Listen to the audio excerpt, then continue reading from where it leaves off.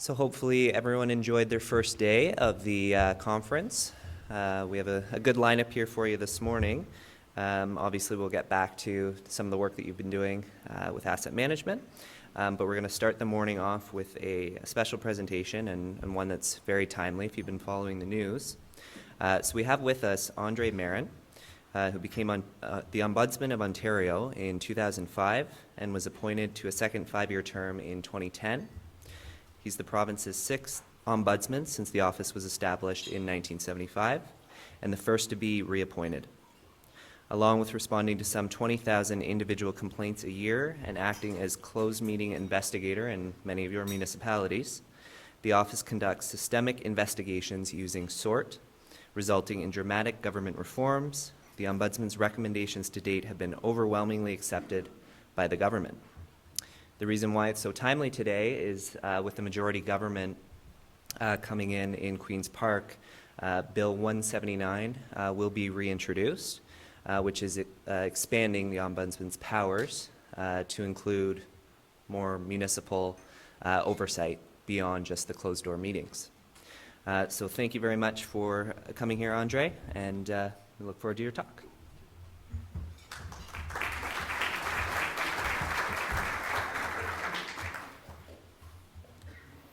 So I'm really quite impressed. I understand that there were some very late night activities and everybody was here early. Next time I have organize a conference, I'll know the secret is have a hot buffet waiting in the room.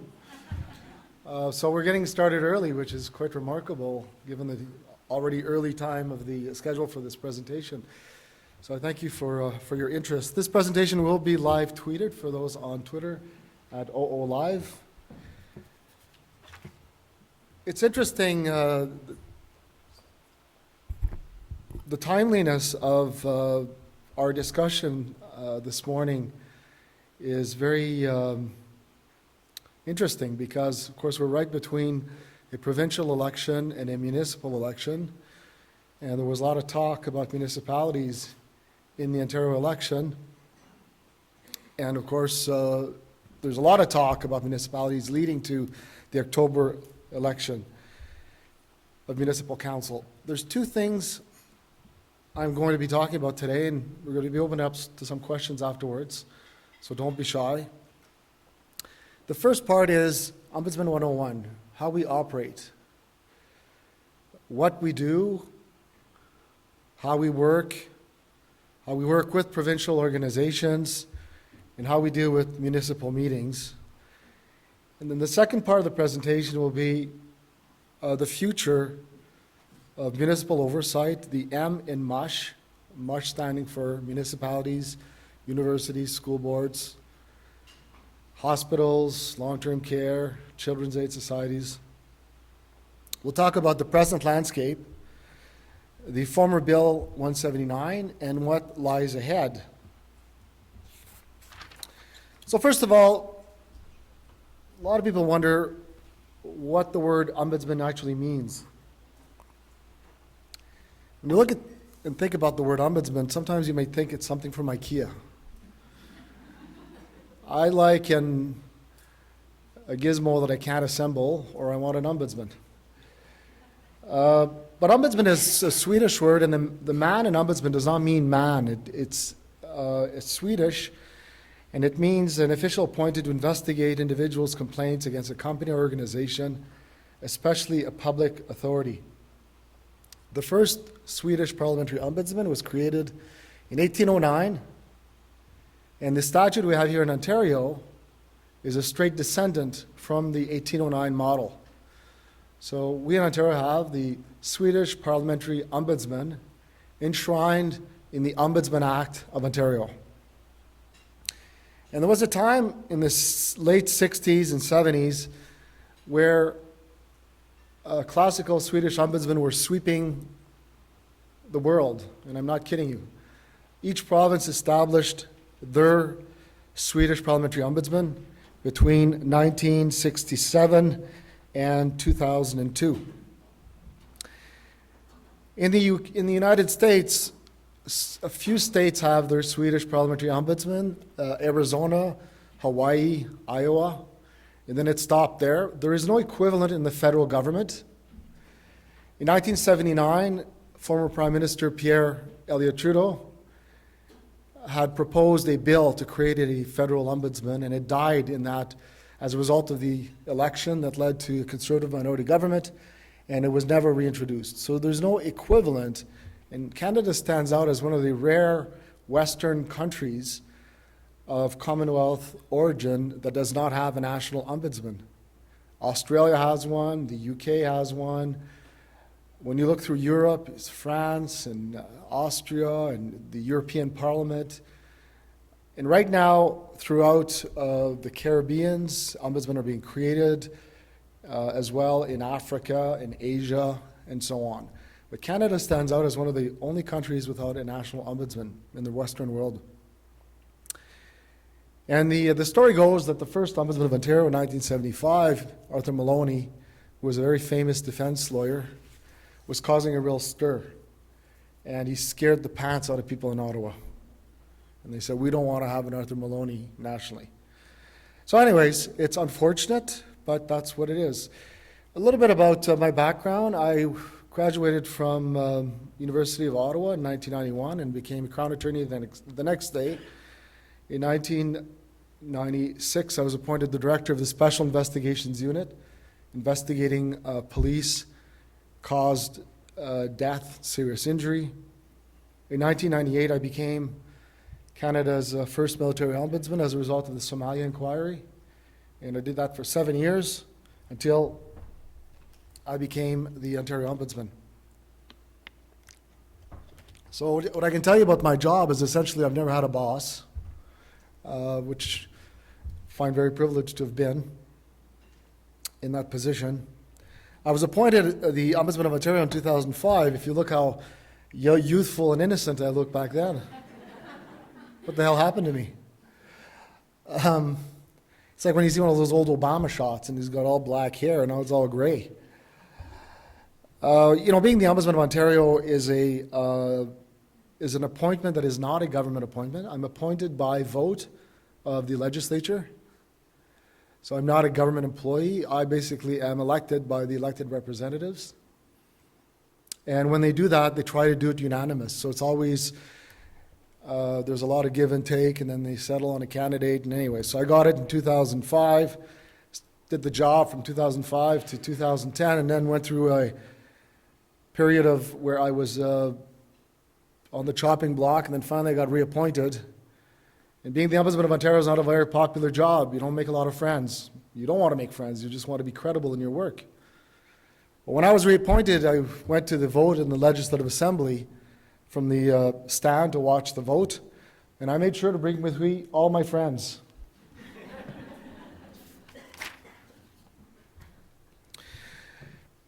The Ombudsman Act is a very powerful statute. It allows for incredible tools. We can subpoena witnesses to testify under oath. We cannot be sued. I can't be sued personally. A court cannot subpoena our records. It's a fabulous piece of legislation. But at the end of the day, our ability to force change is not binding. It's only a recommendation. So we do our work through moral suasion. Moral suasion is convincing those who have power that they're wrong through advocacy, through reports, through social media, through exposure. So it's a interesting statute in that it has a lot of power and has no power. I can intervene in any government action, provincial government, according to the legislation, which appears to be contrary to law, as we did in the G20 investigation. Something that's unreasonable, unjust, oppressive, or improperly discriminatory, based wholly or partly on a mistake of law or fact, or, and this is my favorite one, anytime I think something's wrong. So it makes basically ABC redundant, because when I think something's wrong, I can intervene. I mean, isn't that great? We handle over 20,000 complaints a year. On Monday, we will be publishing our annual report, and you will see that there has been a sharp increase from that number. We oversee over 500 different Ontario ministries, crown corporations, tribunals, agencies, boards, commissions, everything from the GO train. Don't tell anybody, please. We don't want complaints about the GO. We're doing that all day. We investigate the OLG, the LCBO, all the quasi-judicial tribunals, including the Ontario Review Board to the whatever board that you may be familiar with. We triage from the 20,000 plus cases a year, a handful of cases that we investigate systemically. So we go to the root of the issue, we do a formal report, interview witnesses, do transcripts, produce formal reports. And since 2005, we've done almost 40 of these reports. They're all on our website. They have to do with anything from newborn screening right up to something that may be a little more up your alley, which is investigation we did on MPAC, the Municipal Property Assessment Corporation, where we found that that MPAC would regularly and systemically ignore binding decisions by the review board, the assessment review board. Our recommendation led to property assessments being frozen for 2 years as the government implemented all our recommendations, completely changing the onus of evidence, the transparency of MPAC. We had thousands of complaints concerning MPAC. Now we're down to a trickle of them. So the recommendations we recommended, and which were accepted by the government, have substantially reduced the complaints we've received. Since 2008, there's a small sliver of jurisdiction that has opened up regarding municipalities. It has to do with closed meetings. Now, our closed meetings investigations are very interesting authority that we have. It doesn't make a lot of sense. Basically, the law says that I'm the default investigator for complaints about municipalities illegally closing meetings. And this was added because there was never any mechanism before that. Before that, if you thought a municipality had met behind closed doors illegally, you had to go to court, bring judicial review, get the decision quashed, reviewed. And who has money, time to go to court? Nobody. So the government decided in 2008, let's give citizens an opportunity to get a free service and provide it by the province uniformly. And then as the bill was progressing, a very well-intentioned bill, we kept seeing changes carved into it. And in the end, the bill just did not make any sense because out of the 444 municipalities, I'm the default investigator, but municipalities can opt out if they set up their own regime. So when municipalities with us, we enjoy the whole powers of the Ombudsman Act, the production of reports. It's something that's very tried and true and solid. But any municipality can just vote themselves out of the Ombudsman Act and just hire any individual who has no mechanism to properly conduct the investigation. It makes no sense. As I speak to you today, we oversee, I believe, 191 out of the 444. So all those that couldn't afford to opt out. I'm just kidding. So now we have sort of a kind of a patchwork that really doesn't make any sense. I'll come back to that a little later on. Provincially, what we do not oversee, of course, the judiciary, cabinet discussions, private businesses.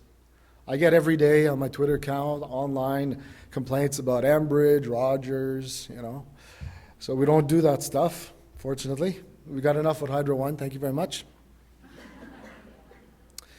The federal government, of course, is outside the realm of our jurisdiction. In the MUSH sector, municipalities, universities, school boards, hospitals, long-term care, CAS, and the police. So the broader public sector, where 100,000 jobs were to be cut, but they won't be cut.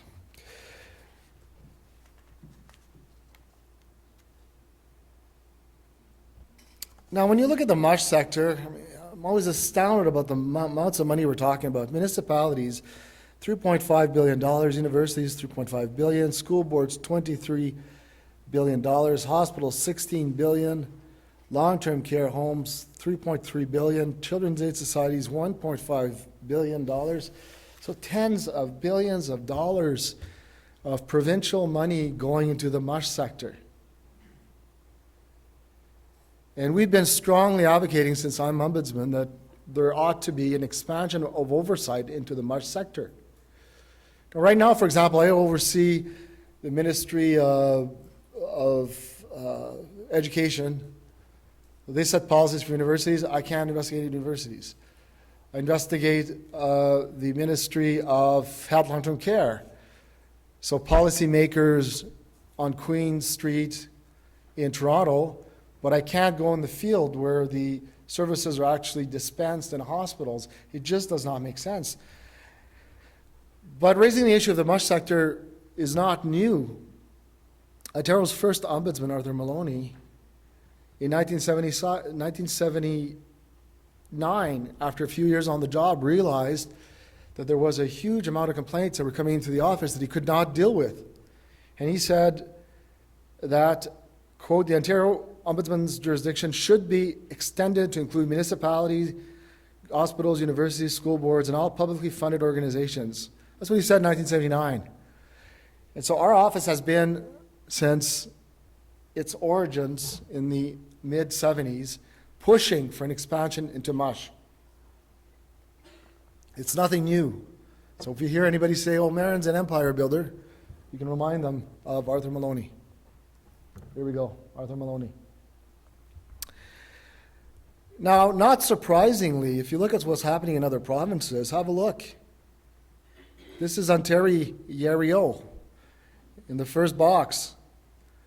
We don't have any jurisdiction over the MUSH sector, despite the tens of billions of dollars that's written in the form of a check to these areas.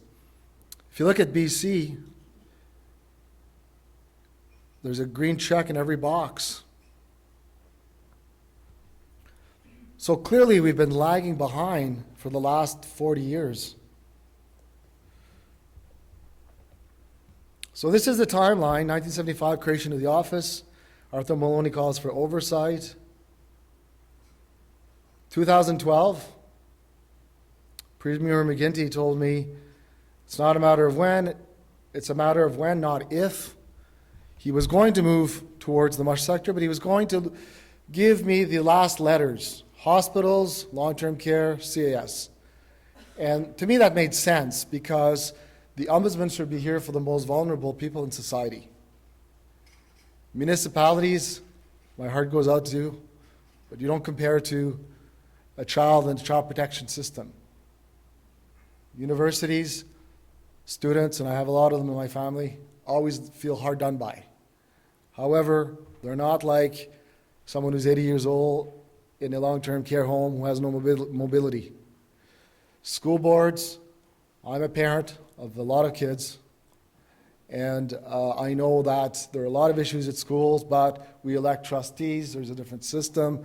So I thought I always used to focus on the last letters in MUSH, because if you have all MUSH overnight, it would be a huge challenge to implement, as you might well imagine. But as we all know, Premier McGuinty left town, and Premier Wynne approached me right before the election and said, Andre, we would like to extend your jurisdiction to MUSH, however, we'll give you the first letters and not the last letters. So municipalities, universities, school boards. Now, she's the government, just elected a vast majority. I will take my marching orders, of course. And we've been asking for MUSH, so I suppose that beggars can't be choosers. I'll take the first letters, no problem, we'll handle it. So Bill 179 was introduced to give jurisdiction of the office over the MUSH sector. We worked very closely with the government to develop Bill 179. So whereas I have my own opinions as to which letters I thought we should get first, when the government was drafting the bill, they came to me and said, would you help us out? And I said, okay, it's not my bill. It's not the way I would write it, but it's got to succeed if you're going to do it properly. And so was born Bill 179, where the government will have a government-appointed patient ombudsman within the Ministry of Health Long-Term Care, which I will be overseeing as the provincial ombudsman, but I will not be taking the initial complaints. The CAS, according to Bill 179, of course, which does not exist anymore because of the election, would have gone to the child advocate, who himself is also an officer of parliament. I'm okay with that. And of course, all these other measures that regarding open data, MPP expenses, whatever, that have nothing to do with our office. You and your staff provided a number of constructive comments, were instrumental in refining and improving the bill. I firmly believe that this proposed legislation is extremely important and represents a historic opportunity to improve accountability and transparency in Ontario and simultaneously expand the mandate of the Ontario Ombudsman. So this is a letter before the election, March 25th, 2014. During the election, there was talk of the government supporting that same bill after the election. The NDP would have given us all the letters in MUSH, and the Conservatives were hard to pin. They didn't really say yes or no, so we were not quite sure in the end what would have been their position. Now people wonder, well, now that she has a big majority, are we ever going to see Bill 179 again? And I was happy to read this week a statement by the Premier a couple of days ago. The government intends to reintroduce the Public Sector and MPP Accountability and Transparency Act, which will be Bill 179, is coming back. So maybe it's going to be the first bill, Bill 1, I don't know. But it's coming back, according to the Premier's statement this week.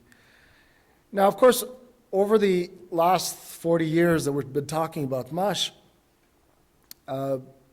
some ombudsmen were more committed than others, but it's always been the position of the office that we should push for MUSH continually. And MUSH really gathered a lot of momentum. You know, people, citizens getting their own T-shirts done. I mean, that's quite interesting.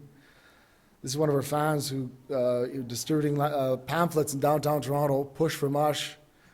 And I remember walking by thinking, what is going on here? Since 2005, 130 petitions were tabled in the legislature. That's incredible. Think about it. 18 private members' bill to move in that direction. And of course, we have complaints about MUSH all the time. 9,000 regarding municipalities since 2005.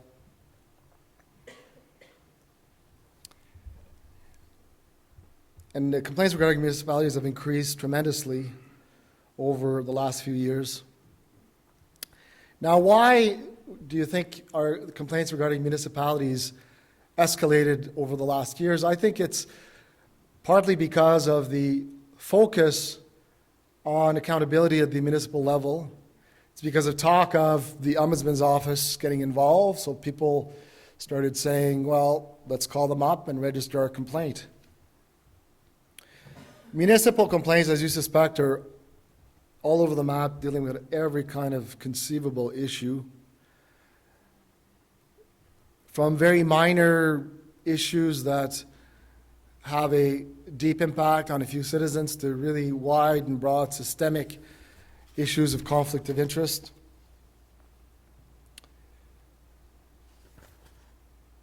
Now, why is there this growing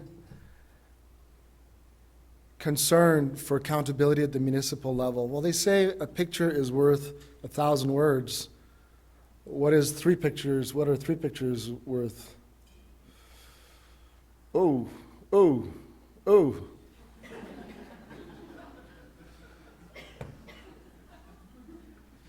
Need I say more?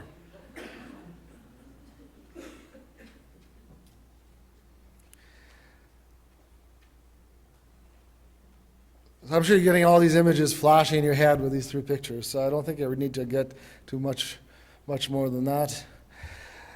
Now,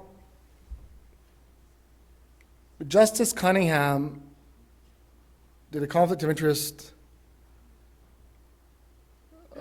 inquiry in Mississauga in 2011, and he was Associate Chief Justice of the Superior Court. I believe he's retired now. And he found that Mayor Hazel McCallion had inappropriately involved herself in a failed $14.4 million land deal between the city and a development company, partly owned by her son, Peter. And he called for province-wide improvements to protect members of the public, saying that the public has to have more than just to rely on the personal standards of elected officials. Justice Cunningham made many very important recommendations to improve the ethical infrastructure of municipalities. Guess how many have been implemented so far? If you guessed 0, you were right.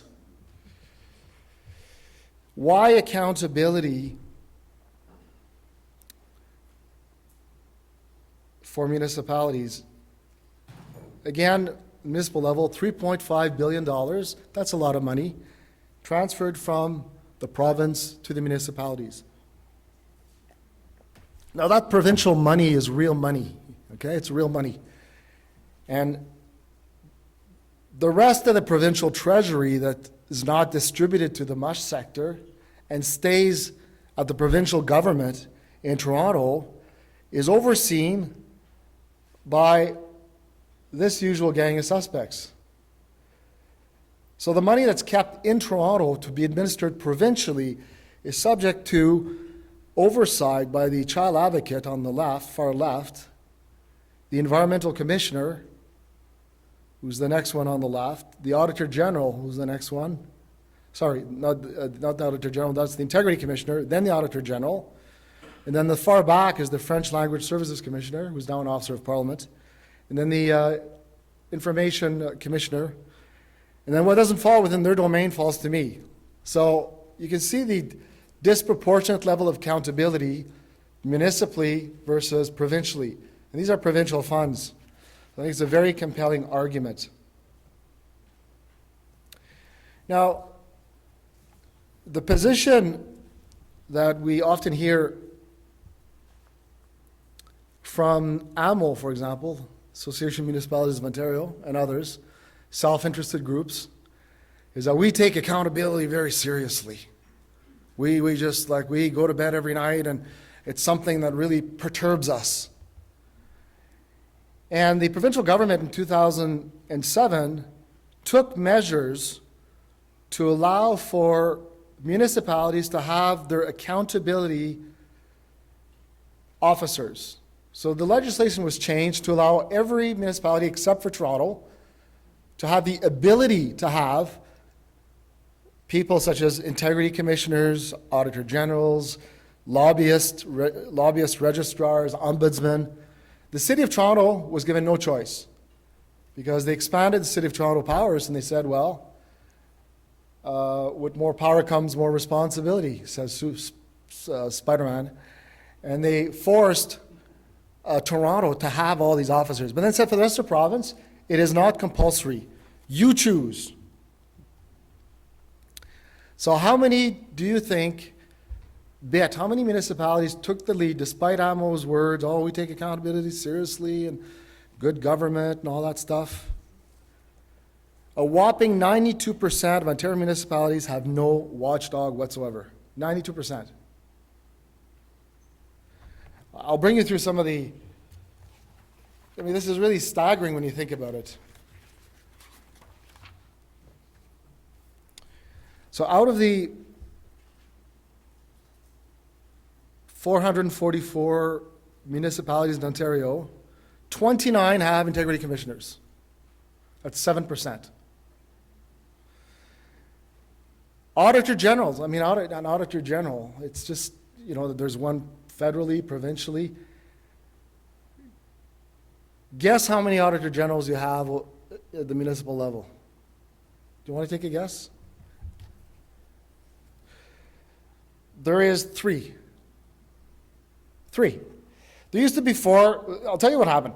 There was Sudbury, Ottawa, Toronto, Oshawa. The Ottawa Auditor General has been having a good run at the job. So let's leave Ottawa alone.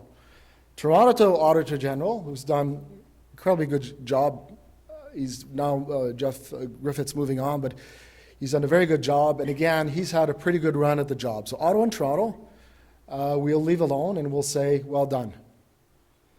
Sudbury's Auditor General, well, he produced a report on waste, and guess what happened to him? They brought forward his appointment, reduced it from 3 years to 1 year. That'll teach him. Don't ever talk about waste. You're supposed to be a cheerleader, not an Auditor General.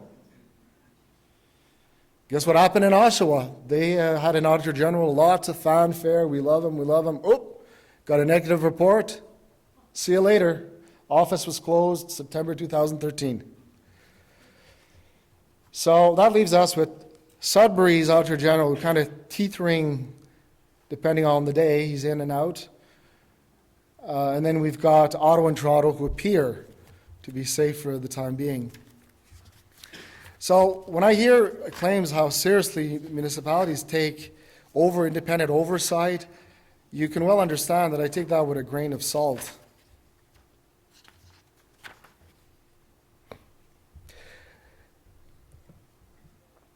Oshawa Council voted to axe the Auditor General's job, not only him, just get rid of it. Just take a dictionary and white out Auditor General. It doesn't exist in Oshawa. It's an evil word.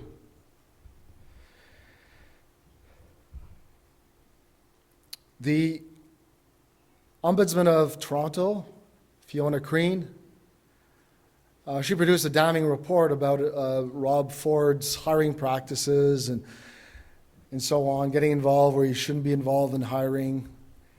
And immediately, she was up for renewal for 5 years. They just gave her 2 years. Now, there's absolutely no statutory basis to renew for 2 years. Either you don't renew or you renew. 2 years. It's an illegal reappointment. But that is a message to her. You know, we're going to give you 2 instead of 5. And the 2 years have come up, and now her appointment will be debated July 8th. It was debated last week. And she needs 2/3 of council vote to be reappointed.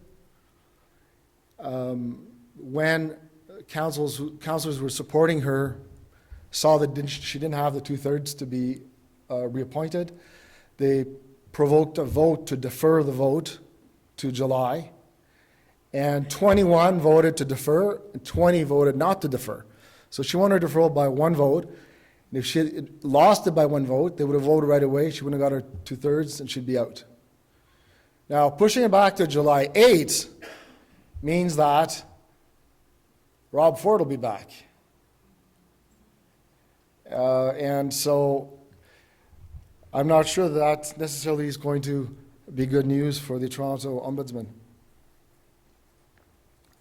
In Sudbury, there you go, Auditor General on a short leash, according to the Sudbury paper, and he is on a short leash. So it's really, what we have in Ontario regarding municipalities is a patchwork of oversight. We had a lot of dealings. I realize that all of you are from across the province. Who's actually from London?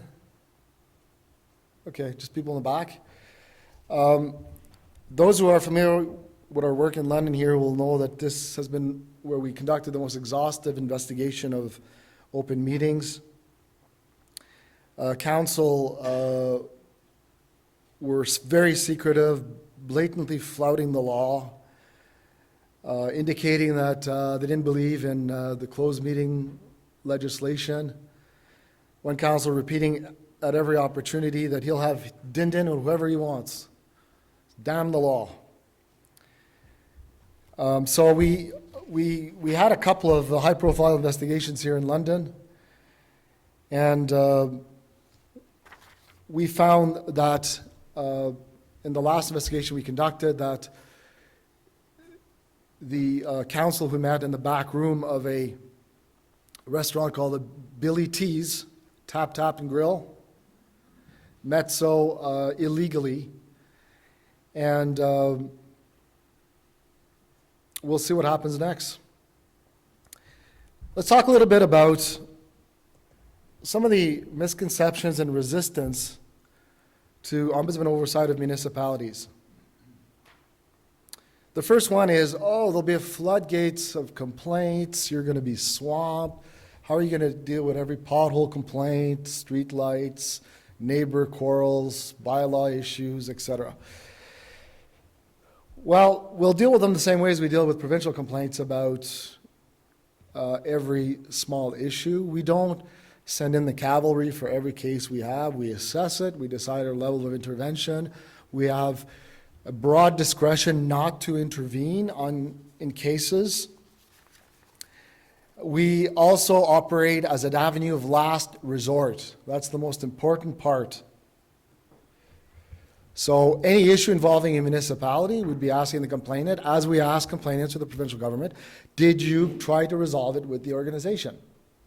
Does the organization have an ombudsman? Well, we know that only one city has an ombudsman, so that'll be a quick answer. Did you try to resolve it with the personnel section, with the complaints department of the city?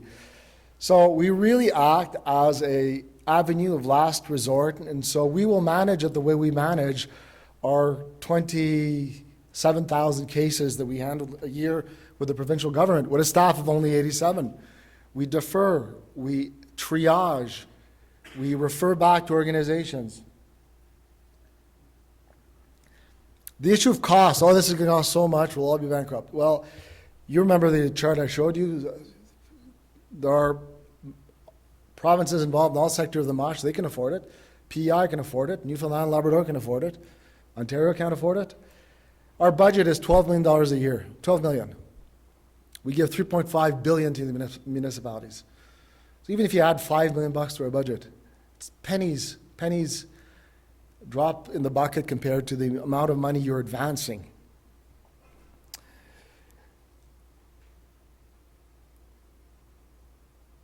Big Brother's coming to town. Well, I'm not too scary, am I? Again, those are kind of arguments that are emotional, that appeal more to emotions than really to fact. The lack of expertise. What do you know about municipalities? They're so complex, and how can a mere mortal who's never worked in a municipality understand the intricacies of how we operate? Well, the provincial level, we investigate over 500 different agencies. You know, when I looked at the Lotteries Corporation, we had to speak to algorithm, mathematical people who told us about the odds of winning. When we looked at newborn screening, we had to deal with a highly specialized medical field. We just gained the expertise where we need it, and we've done so for the last 40 years with a great deal of success. Finally, when we investigate municipalities, we're not the police. We don't. And then again, the same thing applies to the municipality, to the provincial government. We investigate process complaints, right? Did you meet illegally? Yes? Okay, all right. So we've concluded that you met in a closed meeting contrary to law. Therefore, recommendation 1, better educate members of council on the legal obligation. Recommendation number 2, don't do it again. I mean, you know, do you need lawyers to hold your hand through the process? Here in London, the whole council, well, I shouldn't say the whole council, but at least half the council lawyered up. They hired lawyers to fight us during the investigation. And at the end of the day, we made 4 recommendations that were very simple. They were all accepted. And then the legal bill came in, cost about $100,000 to hire those lawyers. Because they didn't hire any lawyer from London. They went to Toronto, Bay Street, guy who wrote the book on municipal law, et cetera, et cetera. Well, there's no need for it. I mean, if you want to hire a lawyer to help you cross the street, I'm sure they'd be happy to do it for $500 an hour. But the point is, do you need it? You're not under arrest, you're not under detention, you don't face jail, any financial penalty. You insist on having a lawyer, okay, fine, we'll deal with lawyers. Actually, I love to deal with lawyers. It's a lot more fun to deal with lawyers than to deal with counselors. Because I'm a lawyer. So we sit down, have a coffee, hey, how's it going, you know? They know how I operate, I know how they operate. It's like a little club, right? So hire lawyers. But do you need lawyers? No, of course not. You don't need a lawyer to We deal with tens of thousands of complaints with provincial government. We never deal with provincial government lawyers ever. Ever. I can't remember since I've been ombudsman ever having to deal with lawyers because it's not about people. There's no jeopardy. We don't name names in the reports unless the names are relevant to the findings. And people get a chance to read drafts of our reports. When we give you a draft, and you can hire a lawyer or not, you read the draft, you make up your mind. Closed meeting complaints since 2008 have been relatively on the rise. There was a huge spike in 2012, 2013. That's all because of London. The case we had here in the back room of Billy T's, we had all types of whistleblowers, people witnessing the meeting, calling from the restaurant. I heard him say this, I heard him say that, he's going through the back door and all this stuff. So we had 60 complaints about that meeting. And of course, all the counselors that were there told us, oh, it was just by happen. It was just by luck. We just bumped into each other on a Saturday morning. And we said, really? Oh, can we see your cell phone records? Well, not can we, but we're allowed to see your cell phone records, Please produce them. And they were all calling each other right before, and like, oh, it's interesting. And then one of the counselors told us, well, no, I guess my phone butt dialed. Oh, yeah. I kid you not. Well, when you butt dial, you butt dial the last number you dialed, not like a completely different number. But anyways, maybe the phones work differently in London. I don't know.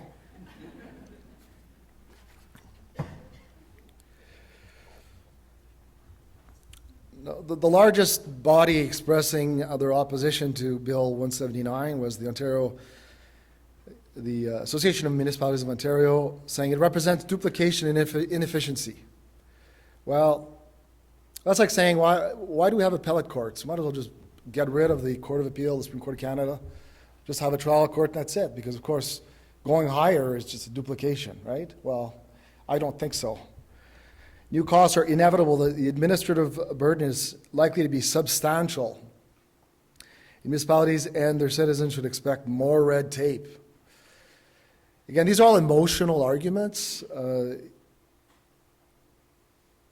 Ombudsman oversight has the effect of transferring local accountability to the province, which again is false. I think I've explained to you that the sky is not going to fall. It's happened elsewhere. We don't need Chicken Little. We will survive municipal oversight, and I think it's going to be a good thing. These are provinces that provide for provincial ombudsman oversight of municipalities, and they're still there on the chart, although they appear in green.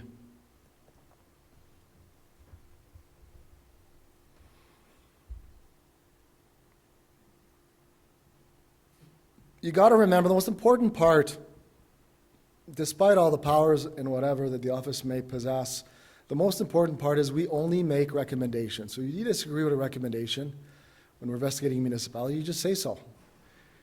Our office routinely provides draft reports of systemic investigations, and they say, give us your comments.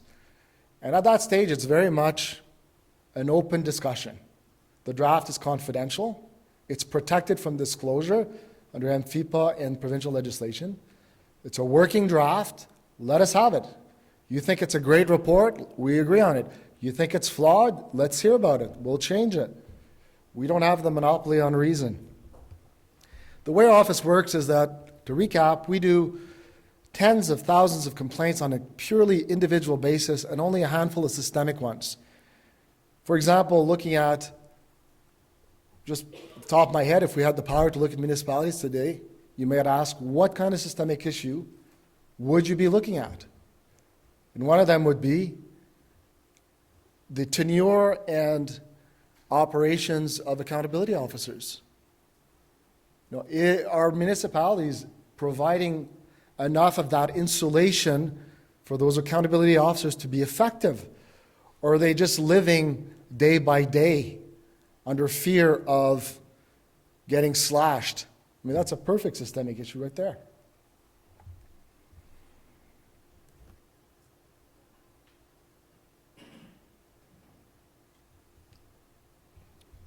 when we get a complaint, we review the complaint. Determine, if we get a complaint, let's say a closed meeting in a municipality, and says, oh, there's a closed meeting in London yesterday.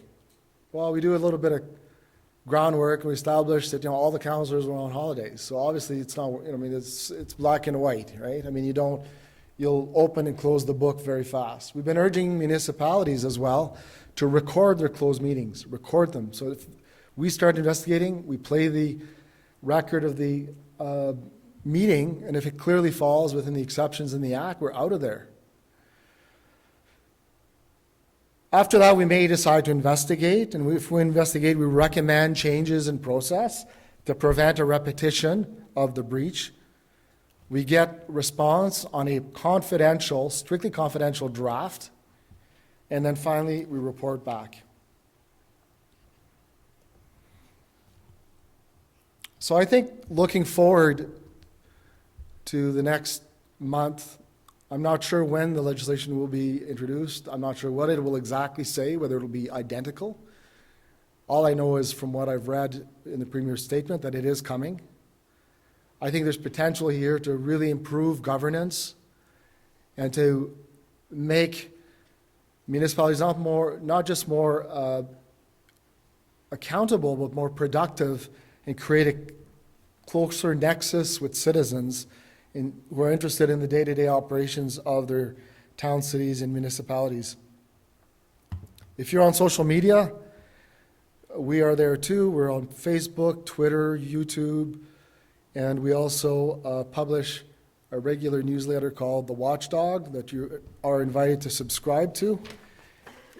And I'm happy to take your questions.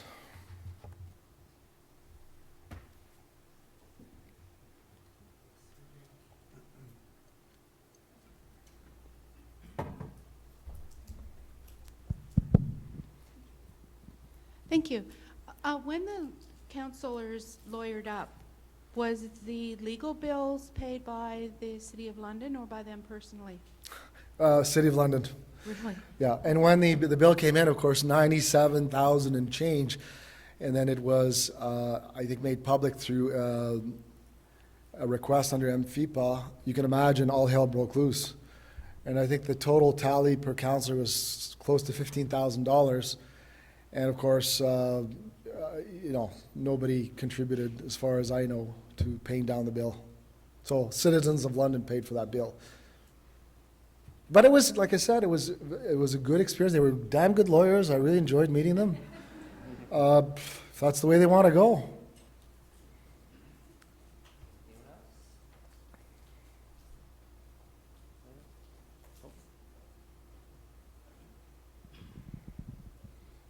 Is there any intent to look at councillors' conflict of interest, provide further guidelines?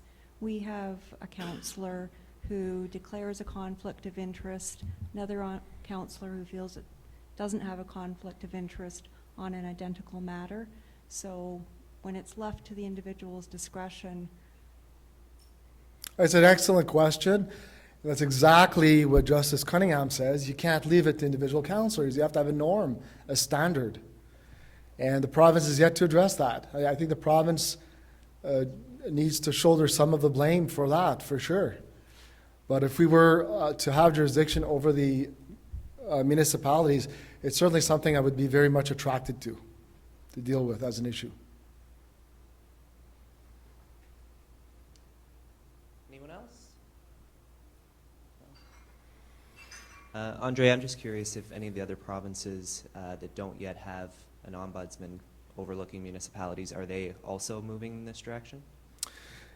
Yes, I mean, the ombudsman world is always in evolution and trying to match public's expectations.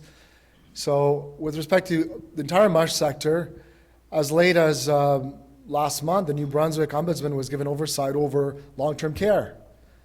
So ombudsmen are not having diminished jurisdictions. They're always looking to expand, simply to meet the public expectations.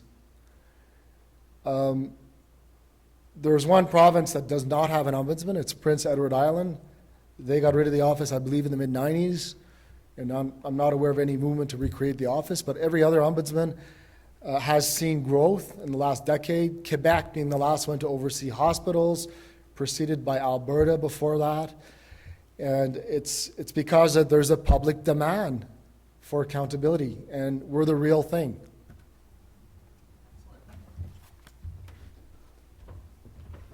Thank you very much for your time. We have a token of our appreciation here for you. Thank you. Thank you very much. Thanks for coming down.